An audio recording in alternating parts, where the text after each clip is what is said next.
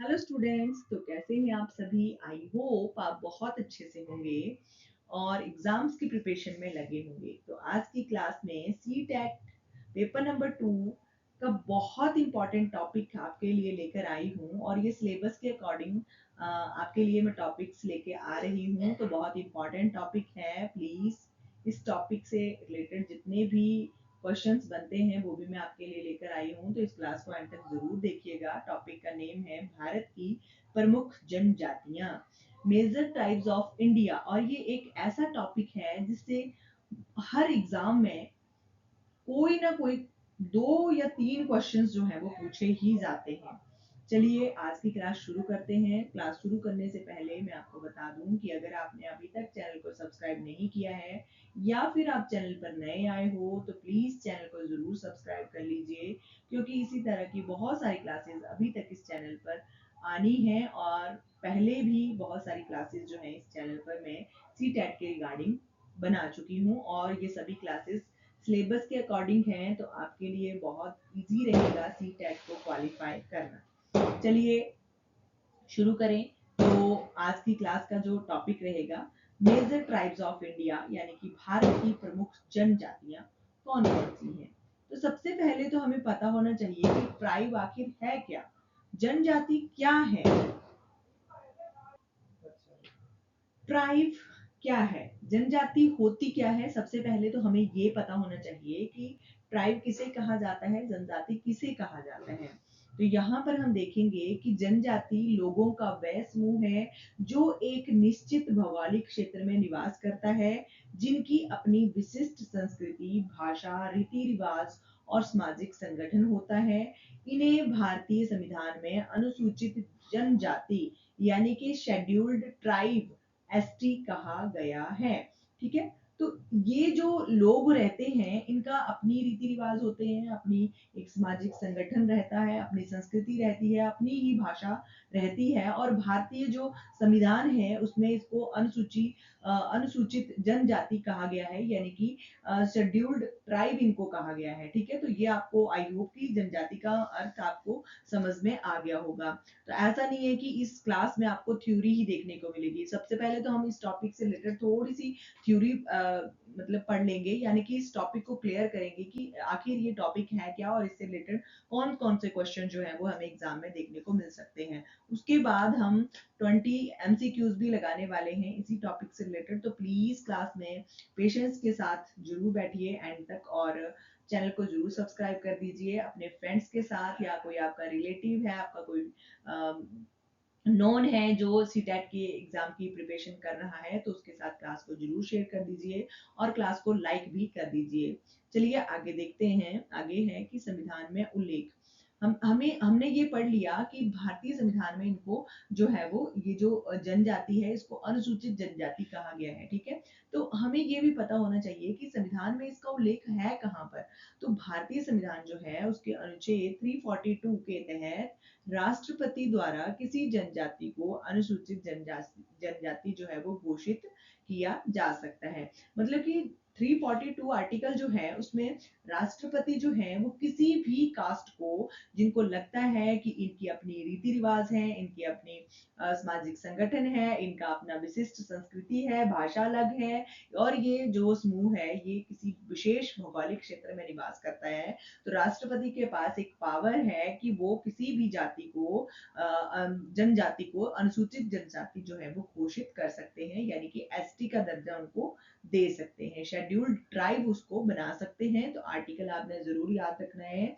अगर आप नोट्स बनाते हो तो प्लीज नोट्स में इन चीजों को जरूर, जो मेन मेन चीजें मैं आपको बताती हूँ उनको जरूर नोट कीजिए। और ये नोट्स जो है आपकी बहुत ज्यादा हेल्प करेंगे सी टेट में अच्छे स्कोर लाने के लिए। क्यों? क्योंकि जब 10 से 12 दिन रह जाते हैं तो हम बहुत कंफ्यूज होते हैं कि हम कहाँ से, क्योंकि उस टाइम हमारे पास टाइम की शॉर्टेज रहती है, तो हम सोचते हैं कि हम कहाँ से पढ़ें कहाँ से पढ़ें। तो अगर हमने खुद के सेल्फ नोट्स अगर बनाए होंगे, शॉर्ट नोट्स बनाए होंगे, तो हमारे लिए बहुत ज़्यादा आसानी रहेगी रिवीजन करने के लिए, और हमारे जो है वो जो भी हमने टॉपिक्स पढ़े होंगे वो हमारे पक्के हो जाएंगे और हम जो है वो सी टेट अच्छे मार्क्स के साथ क्वालिफाई कर जाएंगे। चलिए नेक्स्ट देखते हैं। हमने 342 आर्टिकल पढ़ा कि उसमें राष्ट्रपति जो है वो किसी भी जनजाति को अनुसूचित जनजाति जो है वो घोषित कर सकते हैं। अब जनसंख्या देखते हैं, तो जनसंख्या में कहा गया है कि 2011 की जनगणना के अनुसार, अभी तक आपको पता है कि हम लास्ट जो एक जनगणना लेते हैं, तो वो लेते हैं हम 2011 की, क्योंकि उसके बाद 21 में होनी थी, तो वो कोविड की वजह से नहीं हो पाई थी, जो अभी उसका काम चल रहा है 2027 में तक ये काम कंप्लीट हो जाएगा। तो ये जो जनगणना है जो 2011 की, उसके अनुसार क्या कि भारत की कुल जनसंख्या का लगभग 8.6% भाग जो है वो उसका हिस्सा जो है वो अनुसूचित जनजातियों का है, ठीक है। तो 2011 की सेंसस कहती है कि भारत की कुल जो एक जनरेशन है, कुल जनसंख्या जो है वो उसका 8.6% जो हिस्सा है वो अनुसूचित जनजातियों का है, यानी कि शेड्यूल्ड ट्राइब का है। सबसे अधिक जनजातीय जनसंख्या वाला जो राज्य है वो मध्य प्रदेश है। जहां पर सबसे ज्यादा अनुसूचित जनजातियां पाई जाती हैं, वो राज्य कौन सा है, तो वो मध्य प्रदेश है। आपने इस लाइन को हाईलाइट करके जरूर लिखना है, क्योंकि ये क्वेश्चन में आपसे पूछा जा सकता है कि भारत में सबसे ज्यादा जनजातीय जनसंख्या वाला राज्य कौन सा है, तो वो मध्य प्रदेश है। ये आपने जरूर याद रखना है। चलिए अब बात करते हैं मध्य भारत के क्षेत्र की, सेंट्रल इंडिया रीजन, ठीक है। सेंट्रल इंडिया रीजन यानी कि मध्य भारत का क्षेत्र जो है, वहां पर कौन कौन सी जनजातियां जो है वो पाई जाती हैं। आई होप कि आप जनजाति को समझ गए होंगे कि जनजाति क्या होती है, ठीक है। उसके बाद हमने ये भी देख लिया कि 342 के तहत राष्ट्रपति के पास पावर है कि वो किसी भी जनजाति को अनुसूचित जनजाति घोषित कर सकते हैं, ठीक है। अब हम पढ़ेंगे कि मध्य भारत का जो क्षेत्र है, वहां पर कौन कौन सी जनजातियां जो है वो पाई जाती हैं। तो सबसे पहली है भील जनजाति, ठीक है। कौन सी है, भील जनजाति है। तो ये बहुत इंपॉर्टेंट है, इससे रिलेटेड 2-3 बार क्वेश्चन जो है वो सीटेट के एग्जाम में पूछे जा चुके हैं। तो भील जनजाति जो है ये राजस्थान, गुजरात और मध्य प्रदेश और महाराष्ट्र में पाई जाती हैं इन जनजातियों के लोग, ठीक है। राजस्थान, गुजरात, मध्य प्रदेश और महाराष्ट्र, ठीक है। तो ये पूछा जा सकता है आपसे क्वेश्चन में कि भील जनजातियों का क्षेत्र कौन सा है, तो आपने राजस्थान, गुजरात, मध्य प्रदेश और महाराष्ट्र ये सारे ही याद रखने हैं, ठीक है। विशेषता क्या है इनकी, भील जनजाति की, कि ये भारत की सबसे बड़ी जनजातीय समूहों में से एक है। तो ये भारत की सबसे बड़ी जनजाति है, ठीक है, सबसे बड़ी जनजाति है ये। भील शब्द की उत्पत्ति एक बिल्लू से हुई है, जिसका अर्थ होता है धनुष, ठीक है। तो भील शब्द जो है उसका अर्थ जो है वो धनुष बाण होता है, ठीक है, धनुष होता है। घूमर नृत्य और भगोरिया हाट इनके प्रमुख सांस्कृतिक उत्सव हैं। जैसा कि हमने देखा कि जो हम ट्राइब पढ़ रहे थे उसमें हमने देखा कि जो ट्राइब रहते हैं उनका अपना सांस्कृतिक विचारधारा रहती है, उनके अपने सामाजिक संगठन अलग रहते हैं, उनकी भाषा अलग रहती है। तो हमें ये भी पता होना चाहिए कि भील जनजाति जो है वो भारत की सबसे बड़ी जनजाति है, और इनका जो एक सांस्कृतिक उत्सव है वो घूमर है, और घूमर नृत्य है, और भगोरिया हाट इनके प्रमुख उत्सव हैं, ठीक है। तो ये आपने याद रखना है। बाकी भील का अर्थ आपने याद रखना है, धनुष होता है जो बिल्लू शब्द से उत्पन्न हुआ है, ठीक है। तो ये बहुत बड़ा एक की पॉइंट है आपके लिए याद रखने के लिए। चलो नेक्स्ट देखते हैं, गौंड जनजाति। ये जो गौंड जनजाति है, ये इनका इसका क्षेत्र है मध्य प्रदेश में, ठीक है। तो मध्य प्रदेश हमने जैसा कि पढ़ा कि मध्य प्रदेश में सबसे ज्यादा जो जनजातियां हैं वो मध्य प्रदेश में पाई जाती हैं। तो वहां पर भील जनजाति भी है और गौंड जनजाति भी है। मध्य प्रदेश, छत्तीसगढ़, महाराष्ट्र, आंध्र प्रदेश और उड़ीसा, वहां पर ये गौंड जनजाति जो है वो पाई जाती है। तो गौंड जनजाति जो है वो विश्व के सबसे बड़े जनजातीय समूहों में से एक है, ठीक है। विश्व के सबसे बड़े जनजातीय समूहों में से एक है। ये स्थानांतरित कृषि करते हैं। तो ये जो गौंड जनजाति है, ये विश्व के सबसे बड़े जनजातीय समूहों में से ये भी एक है, ठीक है। और ये भारत की, यानी कि आपको ये पता, इसमें ये डिफरेंस लग गया होगा कि ये भारत की जो भील जनजाति है ये भारत की सबसे बड़ी जनजाति है, और ये जो गौंड जनजाति है ये पूरे विश्व की सबसे बड़ी जनजाति है, ठीक है। उन समूहों में से एक है। और ये स्थानांतरित कृषि करते हैं। स्थानांतरित कृषि आपको पता ही होगा कि क्या होती है। स्थानांतरित कृषि वो होती है जहां पर मतलब कि उसको एक जगह से दूसरी जगह पर घूम घूम कर किया जाता है, यानी कि अगर ये वाली फसल यहाँ पर की गई तो अगले साल ये यही फसल जो है वो किसी अगले क्षेत्र में बोई जाएगी, ठीक है। तो स्थानांतरित कृषि उसको कहा जाता है जिससे दूध लोटवा विवाह प्रथा के लिए भी जाना जाता है। ठीक है, दूध लौटवा विवाह प्रथा के लिए इसको जाना जाता है, और ये इसकी इनकी चित्रकला जो है गोंड आर्ट बहुत ही ज्यादा प्रसिद्ध है। ठीक है, तो ये जो गोंड जनजाति है ये विश्व के सबसे बड़े जनजाति समूहों में से एक है, ये आपने याद रखना है इस की पॉइंट में से। और यहाँ से ये याद रखना है कि इनकी जो चित्रकला है उसको गोंड आर्ट के नाम से बहुत ज्यादा ये प्रसिद्ध है। ठीक है, तो ये भी आपने याद रखना है। बाकी आपने ये याद रखना है कि ये स्थानांतरित कृषि करते हैं, और दूध लौटवा विवाह प्रथा इनमें बहुत ज्यादा फेमस होती है। ठीक है, नेक्स्ट जो मध्य भारत क्षेत्र में जनजाति पाई जाती है वो है संथाल जनजाति। कौन सी जनजाति है? संथाल जनजाति। इसका क्षेत्र क्या है? इसका क्षेत्र झारखंड है, पश्चिम बंगाल है, बिहार है और उड़ीसा है। ठीक है, तो ये इसका क्षेत्र है। बाकी इसकी विशेषता है कि 1855 का प्रसिद्ध संथाल विद्रोह जो है वो सिद्धू और कान्हू के नेतृत्व में अंग्रेजों के खिलाफ हुआ था, और ये भारत की तीसरी सबसे बड़ी जनजाति है। ठीक है, तो भारत की तीसरी सबसे बड़ी जनजाति संथाल जनजाति है। आपने संथाल विद्रोह सुना होगा कि, तो आपसे ईयर जरूर पूछा जा सकता है। तो संथाल विद्रोह आपने याद रखना है 1855 ईस्वी में सिद्धू और कानू जो थे उनके नेतृत्व में हुआ था। ठीक है, तो ये जरूर आपने याद रखना है। और तीसरी सबसे बड़ी जनजाति है ये भारत की। ठीक है, भारत की तीसरी सबसे बड़ी जनजाति है।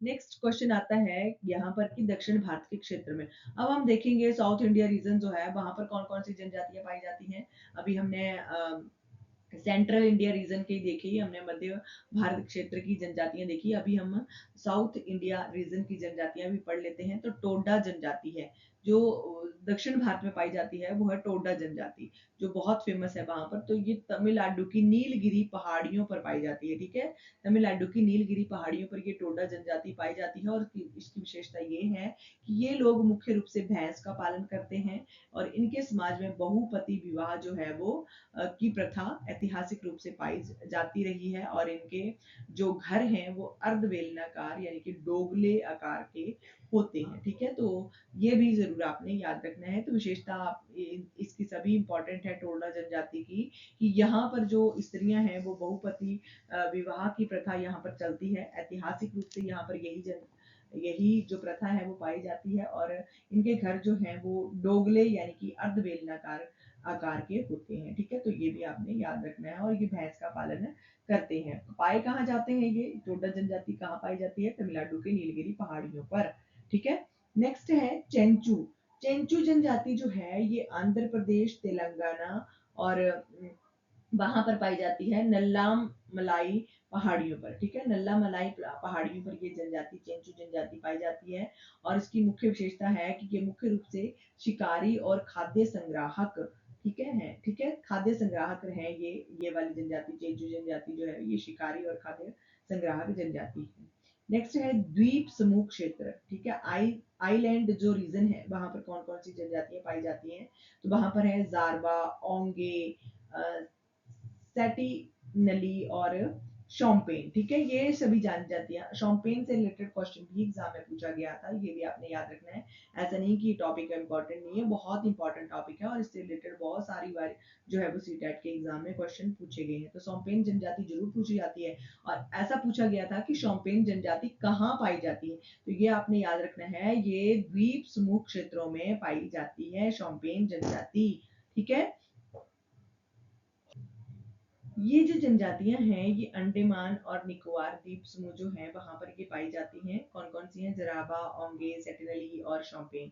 ये सभी जनजातियों के नाम आपने याद रखने हैं। ये पाई जाती हैं अंडमान और निकोबार द्वीप समूहों में। ठीक है, इनकी विशेषता ये रहती है कि ये भारत की सबसे प्राचीन और संवेदनशील जनजातियां हैं। ठीक है, सबसे प्राचीन और संवेदनशील जनजातियां ये हैं। तो बाहरी दुनिया से इनका संपर्क बहुत कम या ना के बराबर होता है। ठीक है, ये जितनी भी जनजातियां हैं इनका संपर्क बाहरी दुनिया से बिल्कुल ना के बराबर है। और जारवा जनजाति जो है ये अंडमान की सबसे पुरानी और जीवित जनजातियों में से एक है। ठीक है, तो जारवा जनजाति जो है अंडमान के सबसे पुरानी जनजाति है, ये भी आपने याद रखना है। नेक्स्ट हम एनसीईआरटी की बुक्स के अकॉर्डिंग जो जनजातियों के रिलेटेड वहां पर फैक्ट दिए गए हैं इंपॉर्टेंट, उनको देख लेते हैं। तो जनजातियों से जुड़े महत्वपूर्ण तथ्य हम एनसीईआरटी की बुक्स में जो दिए गए हैं वो हम देख लेते हैं, क्योंकि एग्जाम जो है वो एनसीईआरटी की बुक से ही आता है। वैसे ये सभी जो हमने टॉपिक पढ़ा ये बहुत इंपॉर्टेंट टॉपिक था, और इससे रिलेटेड बहुत बार सीटेट के एग्जाम में, जैसे कि मैंने आपको बताया, क्वेश्चन आ चुके हैं और आगे भी आने की संभावना रहती है, क्योंकि ये सिलेबस के अकॉर्डिंग बहुत इंपॉर्टेंट टॉपिक है। तो यहाँ पर झूम खेती के बारे में कहा गया है कौन सी एनसीईआरटी की बुक्स में, ठीक है। झूम कल्टीवेशन जो है वो मिजोरम की में की जाने वाली स्थानांतरित खेती है, ठीक है। तो झूम खेती जो है वो एक स्थानांतरित खेती है, ये आपने याद रखना है। तो ये मिजोरम में की जाती है, और यहाँ फसल के काटने के बाद जो है वो जमीन को अगले कुछ वर्षों के लिए खाली छोड़ दिया जाता है। यहाँ का प्रसिद्ध लोक नृत्य जो है वो चेराव है, ठीक है। चेराव जो है वो जो एक बहुत बड़ा इनका फेमस नृत्य है, ठीक है। और ये मिजोरम में की जाने वाली सांस्कृतिक खेती है, ठीक है। नेक्स्ट है कि लद्दाख का चांगपा, ठीक है। लद्दाख के चांगपा में शून्य से नीचे तापमान में रहने वाली यह जनजाति जो है वो केवल 5,000 लोगों का समूह है, ठीक है। तो ये चांगपा जो है यह जनजाति शून्य से भी नीचे के तापमान में रहती है, ठीक है। यानी कि 0 से भी नीचे का टेम्परेचर में ये जनजाति रहती है, कहाँ पर? लद्दाख में। और ये केवल 5,000 लोगों का समूह है। जिनकी जो बकरियां हैं इनके बाल इतने बारीक होते हैं कि इनके 6 बाल जो हैं वो हमारे एक बाल के बराबर होते हैं, ठीक है। यानी कि इनकी जो वहां पर बकरियां जो ये पालते हैं इनकी बकरियों के बाल बहुत ज्यादा बारीक होते हैं और बहुत ही ज्यादा सॉफ्ट होते हैं, जिससे बहुमूल्य पैश्मीना शॉल जो है वो बनाई जाती है। बाकी आपने सुना ही होगा पैश्मीना शॉल। तो जो पैश्मीना शॉल बनाई जाती है वो इन्हीं की बकरियों की ऊन से बनाई जाती है, और बहुत बारीक इनकी बकरियों के बाल होते हैं, जैसे कि मनुष्य का एक बाल हो गया और इनकी बकरियों के 6 बाल को मिलाकर बनेगा, ठीक है। तो इतने पतले इनकी बकरियों के बाल रहते हैं, और उनसे पैश्मीना शॉल जो है वो बनाई जाती है। नेक्स्ट है खेसडली गांव राजस्थान। वहां पर बिश्नोई समाज है, ठीक है। कौन सा समाज है? बिश्नोई समाज है। और बिश्नोई समाज क्या है? जो पर्यावरण संरक्षण के लिए समर्पित है, ठीक है। पर्यावरण संरक्षण के लिए बिश्नोई समाज जो है वो समर्पित है। इसने खेजड़ी वृक्षों को बचाने के लिए क्या किया था कि अमृता देवी बिश्नोई के नेतृत्व में बलिदान दे दिया था, ठीक है। तो खेजड़ी वृक्ष जो है उनको बचाने के लिए अमृता देवी बिश्नोई के नेतृत्व में इन्होंने बलिदान जो था वो दे दिया था। अब बात करते हैं 20 एमसीक्यूज की। तो एमसीक्यूज को बहुत ध्यान से आपने पढ़ना है। बाकी जो हमने अभी थ्योरी पढ़ी, यानी कि जो हमने अभी व्याख्या पढ़ी, उससे रिलेटेड ही ये सभी 20 एमसीक्यूज रहने वाले हैं। तो यहाँ पर पहला जो एमसीक्यू है वो है तोरांग का अर्थ कुड़क भाषा में जंगल होता है, ठीक है। कुड़कू जो कुड़ुक है वो भाषा किस राज्य के आदिवासियों के द्वारा बोली जाती है? तो इसी तरह के क्वेश्चन सीटेट के एग्जाम में पूछे जाते हैं, ठीक है। तो ये आपने याद रखना है कि ये झारखंड राज्य के आदिवासियों के द्वारा बोली जाती है। जो कुड़क भाषा है ये बोली जाती है झारखंड जो राज्य है वहां के आदिवासी, उनके द्वारा ये भाषा बोली जाती है, जिसका अर्थ होता है जंगल, ठीक है। जंगल अर्थ होता है। बात करते हैं नेक्स्ट दूसरे क्वेश्चन की, और ये पैटर्न रहता है सीटेट के एग्जाम में क्वेश्चनों को पूछने का, ठीक है। सेम इसी पैटर्न से सीटेट के एग्जाम में क्वेश्चन आते हैं, इसलिए मैं ये वाला क्वेश्चन आपके लिए इसी तरह से बनाकर लेकर आई हूँ। तो यहाँ पर देख लीजिए, चांगपा जनजाति के संदर्भ में निम्नलिखित कथनों पर विचार कीजिए। तो चांगपा जनजाति अभी हमने पढ़ी थी, इसके लोग अत्यंत ठंडे क्षेत्रों में घुमंतु जीवन जीते हैं, या फिर इनके शंकु आकार के टेंटों में को लेखा कहा जाता है, या फिर इनकी बकरियों से विश्व प्रसिद्ध पश्मीना ऊन प्राप्त होती है। तो अभी हमने पढ़ा कि पश्मीना शॉल बनती है, ठीक है। और नंबर 1 पर है कि ये लोग अत्यंत ठंडे क्षेत्रों में निवास करते हैं, ठीक है। तो बहुत ज्यादा ठंडे इनके क्षेत्र रहते हैं। तो पहला और तीसरा ठीक है, यानी कि ऑप्शन नंबर सी जो है वो ठीक रहेगा। तो ये इनकी जो बकरियां हैं उनके बाल हमने पढ़ा कि बहुत बारीक होते हैं और पश्मीना शॉल के लिए यूज किए जाते हैं। और ये जो लोग हैं वो बहुत ज्यादा, यानी कि माइनस से कम टेम्परेचर में ये जो लोग हैं वो घुमंतु जीवन जो है वो जीते है। ठीक है, चलिए बात करते हैं नेक्स्ट क्वेश्चन की। नेक्स्ट क्वेश्चन है कि नीलगिरी की पहाड़ियों यानी कि तमिलनाडु में जो नीलगिरी की पहाड़ियां पाई जाती हैं में निवास करने वाली वह प्रसिद्ध जनजाति कौन सी है जिसका मुख्य व्यवसाय भैंस पालन है। तो अभी हमने पढ़ा था कि टोडा जनजाति जो है वो नीलगिरी की पहाड़ियों में पाई जाती है, जो भैंस वहां के पालती है। ठीक है, यानी कि भैंस पालना उनका व्यवसाय है। ठीक है, तो ये बहुत इंपॉर्टेंट क्वेश्चन था, अभी हमने पढ़ा था नीलगिरी की पहाड़ियों में पाई जाती है टोडा जनजाति। नेक्स्ट है विश्नोई संप्रदाय, जो पेड़ों और वन्य जीवों की रक्षा के लिए जाना जाता है, मुख्य रूप से किस राज्य से संबंधित है। तो ये जो विश्नोई संप्रदाय है जो कि पेड़ों और वन्य जीवों की रक्षा के लिए या संरक्षण के लिए जाना जाता है, ये है ऑप्शन नंबर सी यानी कि राजस्थान राज्य से। ठीक है, राजस्थान राज्य से ये रिलेटेड है। ठीक है, तो ये आपने याद रखना है, विश्नोई संप्रदाय जो कि इन्होंने अपना पूरा जीवन जो था वो पेड़ों और वन्य जीवों की रक्षा के लिए समर्पित कर दिया था। नेक्स्ट है चिराओ। चिराओ जो है वो नृत्य किस राज्य के आदिवासी लोगों द्वारा किया जाता है। तो ये हमने शुरू में ही पढ़ा था ये क्वेश्चन कि मिजोरम राज्य के जो लोग हैं वो चिराओ नाम के नृत्य जो है वो करते हैं। ठीक है, जो मिजोरम है वहां के आदिवासी लोग जो है वो चिराओ नाम का नृत्य जो है वो करते हैं, यानी कि ऑप्शन नंबर बी जो है वो करेक्ट रहेगा इस क्वेश्चन का। नेक्स्ट क्वेश्चन देखते हैं, प्रसिद्ध संथाल विद्रोह जो 1855 में हुआ था और उसके नेता निम्नलिखित में से कौन से थे। तो हमने संथाल विद्रोह पढ़ा, तो उसके नेता कौन से, सिद्धू और कानू। ठीक है, सिद्धू और कानू जो थे वो संथाल विद्रोह जो 1855 में हुआ था उसके नेता थे। नेक्स्ट क्वेश्चन है कि निम्नलिखित में से कौन सी जनजाति जो है वो अंडमान और निकोबार द्वीप समूह में की मूल निवासी है और भारत की सबसे प्राचीन जनजातियों में से एक मानी जाती है। तो वो कौन सी जनजाति है जो अंडमान और निकोबार के द्वीप समूह में पाई जाती है और विश्व की यानी कि भारत की सबसे प्राचीन जनजातियों में से एक जो है वो मानी जाती है। तो क्या वो अपतानी है, जारवा है, गद्दी है या खासी है। तो वो जनजाति जो है वो है जारवा जनजाति। ठीक है, जारवा जनजाति जो है वो अंडमान और निकोबार द्वीप समूह में पाई जाती है और ये भारत की सबसे प्राचीन जनजातियों में से एक मानी जाती है। ठीक है, नेक्स्ट है कि भारत की 2011 की जनगणना के अनुसार भारत में सबसे बड़ा जनजातीय समूह कौन सा है। तो भारत में सबसे बड़ा जनजातीय समूह भील है। ठीक है, और 2011 की जनगणना से ये पता चला है कि भारत में सबसे बड़ा जनजातीय जो समूह है वो है भील। ठीक है, नेक्स्ट क्वेश्चन है कि भगोरिया भगोरिया उत्सव किस जनजाति का एक प्रसिद्ध सांस्कृतिक और प्रेम विवाह का उत्सव है। तो ये है option number B, Bhil Bhil जनजाति का। तो भील जनजाति जो है ये एक उत्सव मनाती है जिसका नाम रखती है भगोरिया और ये प्रेम विवाह का उत्सव है। ठीक है, प्रेम विवाह जहाँ पर होता है वहां पर ये भगोरिया नाम का उत्सव जो है वो मनाया जाता है। नेक्स्ट है कि मेघालय की खासी जनजाति के संदर्भ में कौन सा सामाजिक ढांचा सही है। ठीक है, तो मेघालय में खासी जनजाति पाई जाती है, उसका जो एक सामाजिक ढांचा जो है वो सही है, यानी कि ऑप्शन नंबर बी।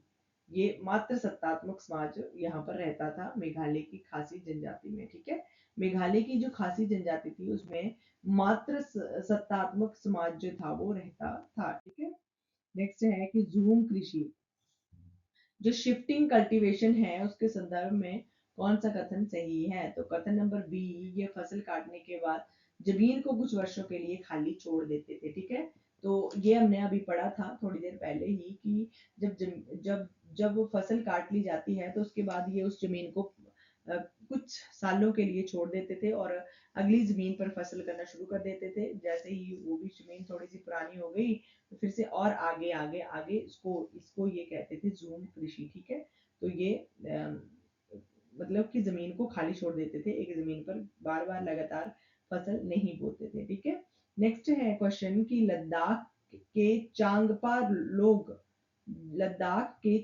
लोग जो हैं वो अपनी बकरियों को अत्यधिक ठंड और ऊंचाई वाले स्थानों पर क्यों रखते हैं। तो क्यों रखते हैं, क्योंकि अधिक ठंड और ऊंचाई पर बकरियों के बाल अधिक नरम और गर्म होते हैं। ठीक है, तो पश्मीना शॉल तभी बनाई जाती है चांगपा जो लोग हैं लद्दाख में निवास करते हैं वो अपनी बकरियों को इसलिए ऊंचाई पर रखते हैं ताकि क्योंकि जो बकरियां जब बहुत ज़्यादा ऊंची जगह पर रहती हैं तो उनके बाल जो हैं वो ज़्यादा नरम हो जाते हैं और ज़्यादा गर्म होते हैं जिससे कि पश्मीना शॉल जो है वो बनाई जाती है। ठीक है, नेक्स्ट क्वेश्चन है कि बिरसा मुंडा का संबंध जो है वो मुख्य रूप से वर्तमान में किस राज्य से है जिन्होंने अंग्रेजी के खिलाफ जो उल गुलान विद्रोह का नेतृत्व किया था। तो ये बिरसा मुंडा के बारे में क्वेश्चन पूछा गया है तो कौन से वर्तमान में किस राज्य से ये संबंधित है? ऑप्शन नंबर सी झारखंड से। ठीक है, झारखंड से बिरसा मुंडा का संबंध है जिन्होंने जो है वो अंग्रेजी के खिलाफ जो था एक विद्रोह किया था जिसका नाम था उल गुलान। ठीक है, उल गुलान नाम का एक विद्रोह भी किया था। नेक्स्ट है कि उत्तराखंड की वे कौन सी जनजाति है जो तिब्बत के साथ व्यापारिक संबंध के लिए जानी जाती है और ऋतु प्रवास जो है वो करती है। ठीक है, तो ये कौन सी जनजाति थी ऐसी जो व्यावसायिक संबंधों के लिए जानी जाती थी और किसके साथ? तिब्बत के साथ। तो ये ऑप्शन नंबर बी भोटिया जनजाति। भोटिया जनजाति जो है ये उत्तराखंड की जनजाति है जो तिब्बत के साथ व्यापारिक संबंधों के लिए भी जानी जाती है और ऋतु प्रवास का जो है वो करती है। ठीक है, तो बहुत इंपॉर्टेंट है ये भी। चलिए देखते हैं नेक्स्ट। तो उत्तर प्रदेश के उत्तराखंड के तराई क्षेत्रों में रहने वाली वह कौन सी जनजाति है जो दीपावली को शौक के पर्व के रूप में मनाती है? तो वो कौन सी जनजाति है? वो है थारू जनजाति। ठीक है, कौन सी जनजाति है?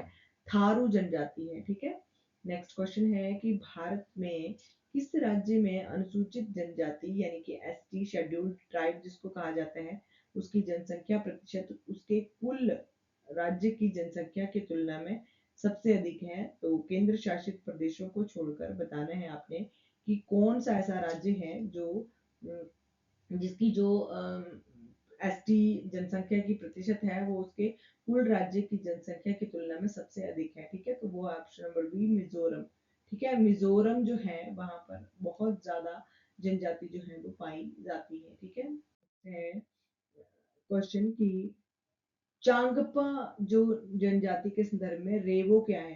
तो रेवो क्या है? रेवो जो है वो याक के बालों से बना त्रिकोणीय टेंट है। ठीक है, याक से बालों से बना एक त्रिकोणीय टेंट है जिसको रेवो जो है वो कहा जाता है। ठीक है, तो ये भी आपने याद रखना है। नेक्स्ट है कि निम्नलिखित में से कौन सा मिलान सही है? तो मिलान बताने हैं गोंड मध्य प्रदेश में, आपतानी अरुणाचल प्रदेश में, गद्दी हिमाचल प्रदेश में और चांगपा केरल में। तो इनका मिलान सही से करना है। ठीक है, ऑप्शन नंबर डी का मिलान जो है वो बिल्कुल सही हुआ है। चांगपा जो है वो केरल में पाए जाते हैं। ठीक है, नेक्स्ट क्वेश्चन और आज क्लास का सेकंड लास्ट क्वेश्चन है ये कि आदिवासी समाजों में घोटुल घोटुल प्रथा क्या है? तो आदिवासी समाजों में जो घोटुल प्रथा है उसमें ऑप्शन नंबर बी यानी कि मुरिया गोंड जनजाति का पारंपरिक युवा ग्रह। ठीक है, तो ये उत्तर जो है वो सही हो जाएगा। नेक्स्ट है कि गोंड चित्रकला गॉन्ड पेंटिंग जो है वो मुख्य रूप से किस सामग्री का उपयोग करके बनाई जाती है और इसमें क्या दर्शाया जाता है?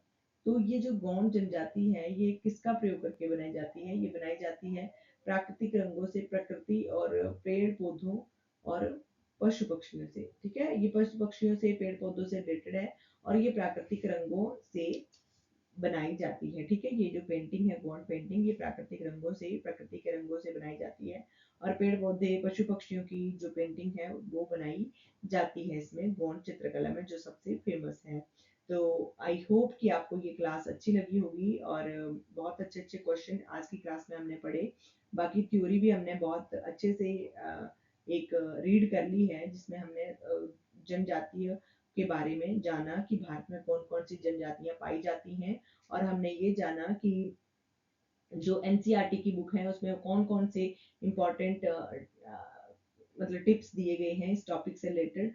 और ये जो 20 क्वेश्चंस हैं ये तो आपके लिए एक तरह से बहुत ज़्यादा इम्पोर्टेंट है क्योंकि इससे आपको गैस लग गया कि इस टॉपिक से कौन कौन से क्वेश्चन जो है वो बनते हैं और कौन कौन से क्वेश्चन किस प्रकार से हमें एग्जाम में पूछे जा सकते हैं। तो आई होप कि आपको ये क्लास बहुत अच्छी लगी होगी और आप क्लास को लाइक ज़रूर कर देंगे, अपने फ्रेंड्स के साथ शेयर ज़रूर करेंगे और चैनल को भी ज़रूर सब्सक्राइब कर लेंगे।